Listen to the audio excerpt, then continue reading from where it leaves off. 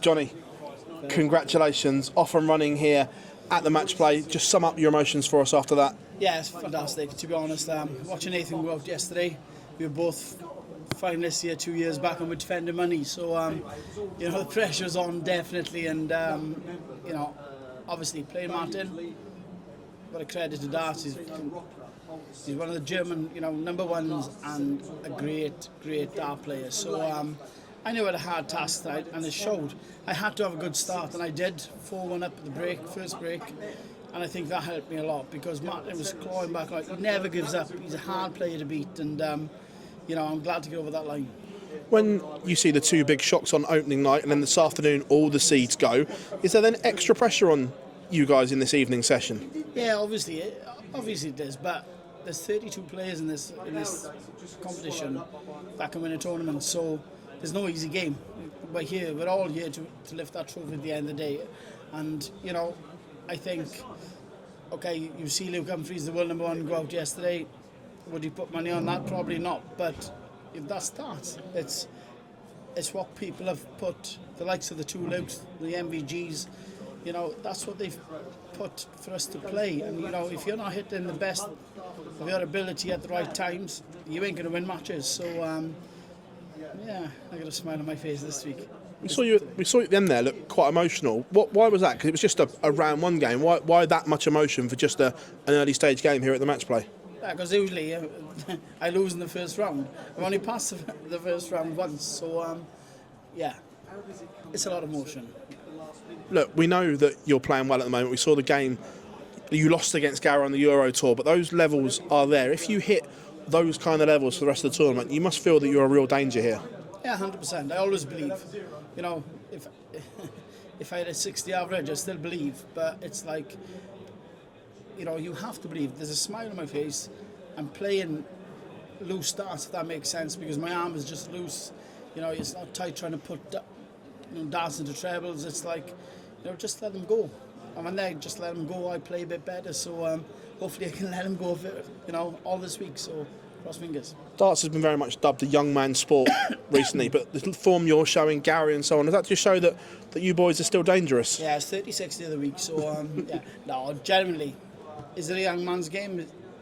Just as long as the eye and the hand, go together, we're all dangerous. So look out. Cheers, Jonny. Cheers, fella. Jonny, well played tonight. You mentioned on stage about the money you're defending, obviously, from 2 years ago. Does that weigh on a little bit of extra pressure this week in Blackpool? Yeah, 100%. Obviously it does. You go from World 5 to World 10 overnight. And, obviously it does. We're here. I done it 2 years ago, and I'd like to do it again. But this time I'd like to go one further. So, cross fingers and get a little bit up. I'll be chasing Bunton, maybe pass him, but I don't know. But it's like, I'd love to lift this trophy. If you compare your form from 2 years ago to now, where do you think it's at? How do you think you're playing? Yeah, 2 years, there's difficult motions, obviously. So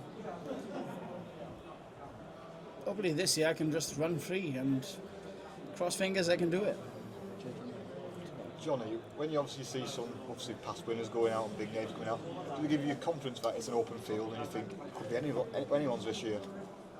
Obviously yes, but it's a yes and no, because obviously for the world number one or world number 3, 6, whatever it is, to go out, somebody has to play well. So if they're playing well in the first game, they can play well in the second, third, fourth, fifth game. That's at that level at the moment where it's serious, and you've got to have your head on up there and throw your best darts. How good is it for the game and for the competition to have that? I think it's fantastic for the game.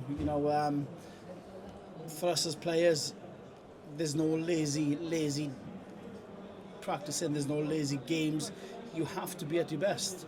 So if we've got to do that on stage or on the floor tournaments, obviously the public, the guys on the settee watching the TV, they must think, oh God, these guys can throw serious darts. So I think for the game, for the public, for the sponsors, for everybody, it's in a good place.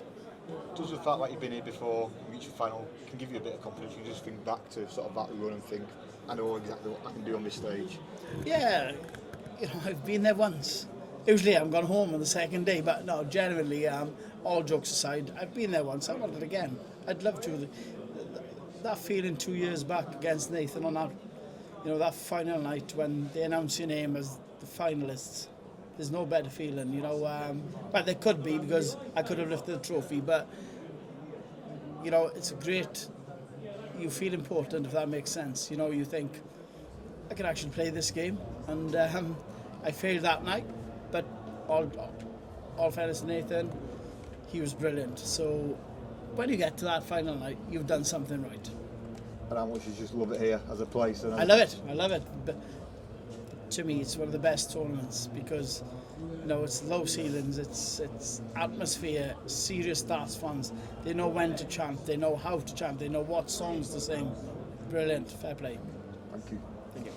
Johnny, as potentially you're playing some brilliant darts this year, how close to the year of the ferret kind of form do you think you are?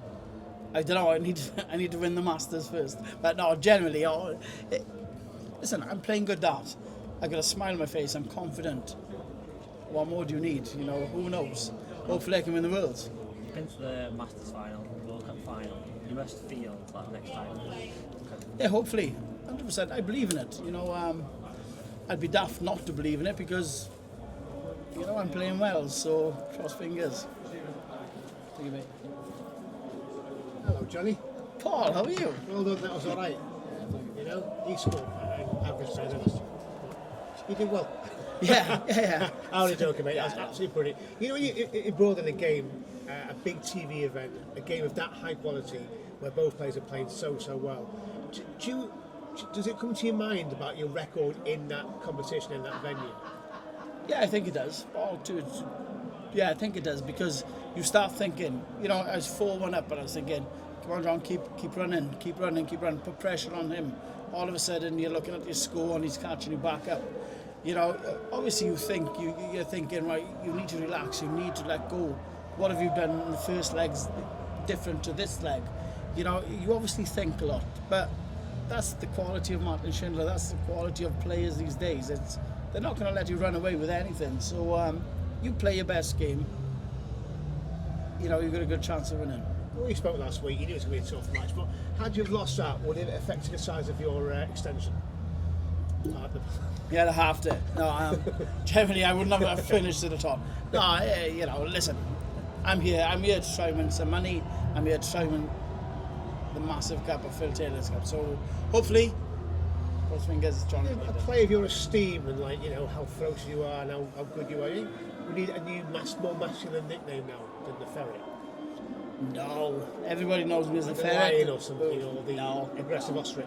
Don't suit me. No, I'm just going to go with the Ferret. I've been the Ferret for 30 years, so I'm going to stick with it. Okay. Well done, mate. All the best against Michael. Cheers, buddy. Top man.